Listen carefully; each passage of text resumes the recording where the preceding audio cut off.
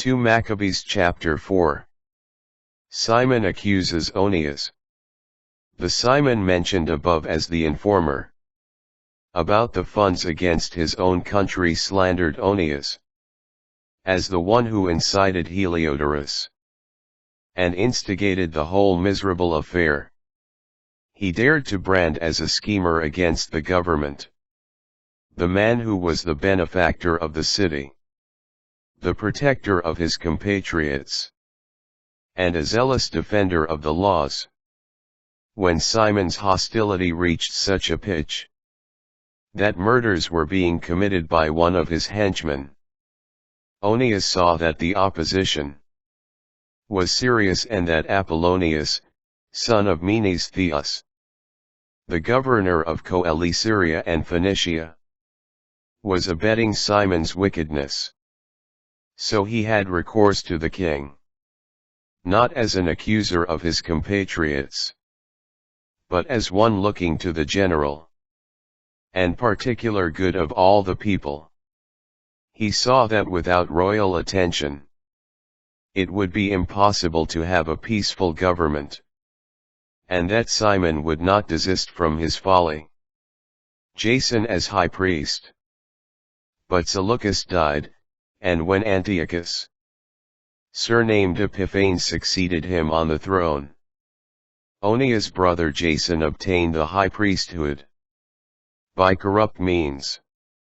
In an interview, he promised the king 360 talents of silver, as well as 80 talents from another source of income. Besides this, he would undertake to pay 150 more if he was given authority to establish a gymnasium and a youth center for it, and to enroll Jerusalemites as citizens of Antioch. When Jason received the king's approval and came into office, he immediately initiated his compatriots into the Greek way of life. He set aside the royal concessions granted to the Jews through the mediation of John, father of Eupolemus, that Eupolemus who would later go on an embassy to the Romans to establish friendship and alliance with them. He set aside the lawful practices and introduced customs contrary to the law. With perverse delight he established a gymnasium at the very foot of the citadel, where he induced the noblest young men to wear the Greek hat. The craze for Hellenism and the adoption of foreign customs reached such a pitch, through the outrageous wickedness of Jason, the renegade and would-be high priest, that the priests no longer cared about the service of the altar, disdaining the temple and neglecting the sacrifices. They hastened, at the signal for the games, to take part in the unlawful exercises at the arena. What their ancestors had regarded as honors they despised. What the Greeks esteemed as glory they prized highly. For this reason they found themselves in serious trouble. The very people whose manner of life they emulated, and whom they desired to imitate in everything, became their enemies and oppressors. It is no light matter to flout the laws of God, as subsequent events will show. When the quinquennial games were held at Tyre in the presence of the king, the vile Jason sent representatives of the Antiochians of Jerusalem to bring 300 silver drachmas for the sacrifice to Hercules. But the bearers themselves decided that the money should not be spent on a sacrifice, as that was not right, but should be used for some other purpose. So the contribution meant for the sacrifice to Hercules by the sender was in fact applied to the construction of triremes, by those who brought it. When Apollonius, son of Menestheus, was sent to Egypt for the coronation of King Philometor, Antiochus learned from him that the king was opposed to his policies. He took measures for his own security. So after going to Joppa, he proceeded to Jerusalem. There he was received with great pomp by Jason and the people of the city, who escorted him with torchlights and acclamations. Following this, he led his army into Phoenicia, Menelaus as high priest. 3 years later Jason sent Menelaus, brother of the aforementioned Simon, to deliver the money to the king, and to complete negotiations on urgent matters. But after his introduction to the king, he flattered him with such an air of authority that he secured the high priesthood for himself, outbidding Jason by 300 talents of silver. He returned with the royal commission, but with nothing that made him worthy of the high priesthood. He had the temper of a cruel tyrant, and the rage of a wild beast.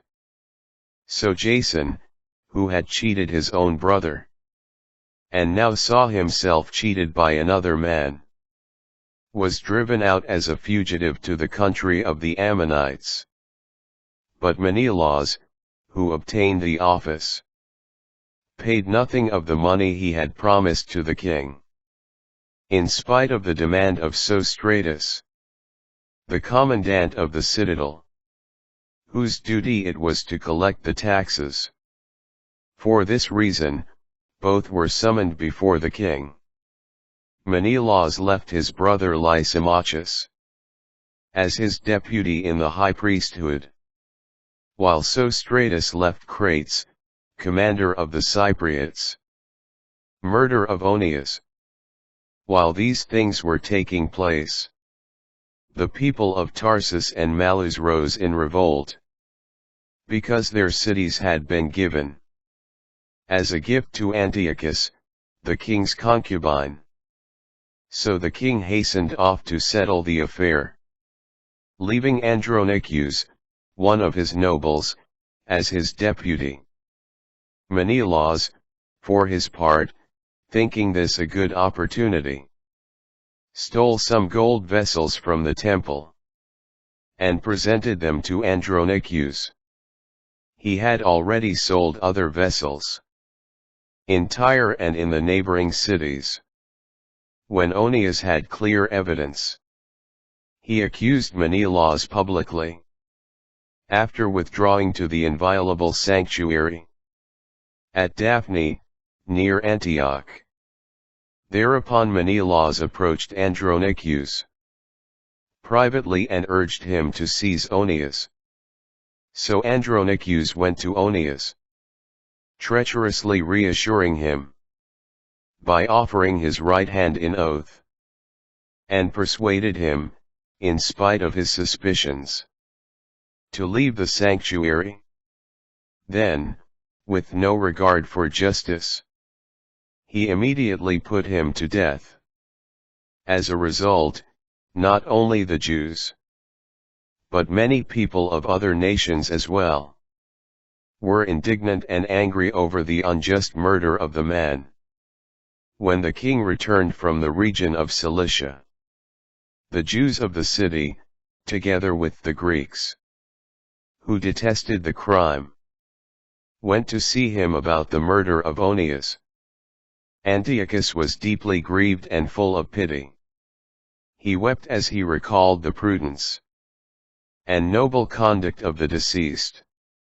Inflamed with anger, he immediately stripped Andronicus of his purple robe, tore off his garments, and had him led through the whole city to the very place where he had committed the outrage against Onias, and there he put the murderer to death. Thus the Lord rendered him the punishment he deserved. More outrages. Many acts of sacrilege had been committed by Lysimachus in the city, with the connivance of Menelaus. When word spread, the people assembled in protest against Lysimachus, because a large number of gold vessels had been stolen. As the crowds, now thoroughly enraged, began to riot, Lysimachus launched an unjustified attack against them, with about 3,000 armed men, under the leadership of a certain Oranus, a man as advanced in folly as he was in years. Seeing Lysimachus attack, people picked up stones, pieces of wood or handfuls of the ashes lying there, and threw them in wild confusion at Lysimachus and his men. As a result, they wounded many of them and even killed a few, while they put all to flight. The temple robber himself they killed near the treasury. Charges about this affair were brought against Menelaus. When the king came to Tyre, 3 men sent by the Senate pleaded the case before him. But Menelaus, seeing himself on the losing side, promised Ptolemy, son of Dorymenes, a substantial sum of money if he would win the king over. So Ptolemy took the king aside into a colonnade, as if to get some fresh air, and persuaded him to change his mind.